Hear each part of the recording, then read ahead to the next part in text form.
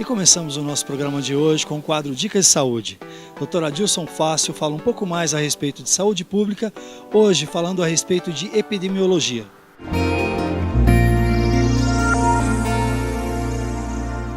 No nosso quadro Dicas de Saúde de hoje, eu vou dar continuidade ao tema que nós estamos desenvolvendo sobre saúde pública e eu gostaria hoje de falar um pouco sobre epidemiologia, que é o estudo sobre as populações. A coisa mais importante que existe para se ter sucesso num tratamento é fazer um bom diagnóstico. E através desse ramo da medicina, chamado epidemiologia, nós podemos observar melhor o comportamento das doenças, as causas das doenças, aquilo que interfere numa evolução mais favorável ou menos favorável para as doenças e de que forma?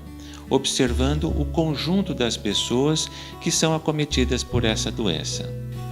Nesse ramo da medicina, é estudada uma população de pessoas que são acometidas por uma mesma doença, mas observando fatores, outros detalhes como os hábitos de vida, como as comunidades em que essas pessoas são inseridas, fatores que possam ter aparentemente uma relação direta com a doença, mas que no conjunto da observação de vários indivíduos, nós observamos a importância que esses fatores têm, tanto no desenvolvimento da doença, quanto na evolução e na cura dessa mesma doença.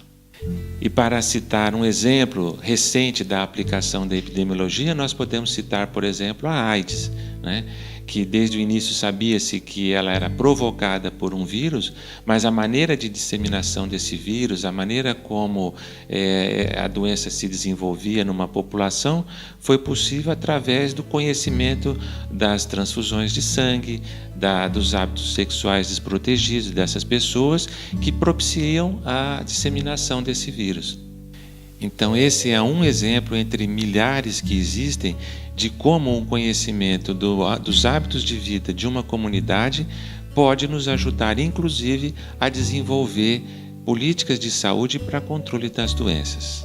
Todo esse trabalho é desenvolvido pelos médicos sanitaristas que, além de fazer essa observação dentro das comunidades desses fatores que interferem no processo de saúde e doença, também fazem uma análise um pouco mais ampla, nos dando a frequência e a prevalência de certas doenças dentro das comunidades, que é uma ferramenta muito importante para o desenvolvimento de políticas de saúde, de ações governamentais, de educação das populações para controle dessas doenças. Dessa forma, esperamos ter esclarecido um pouquinho mais os nossos telespectadores em relação à saúde pública e teremos o prazer de nosso próximo quadro responder às perguntas dos nossos telespectadores. Tenham todos uma excelente semana, sempre com muita saúde.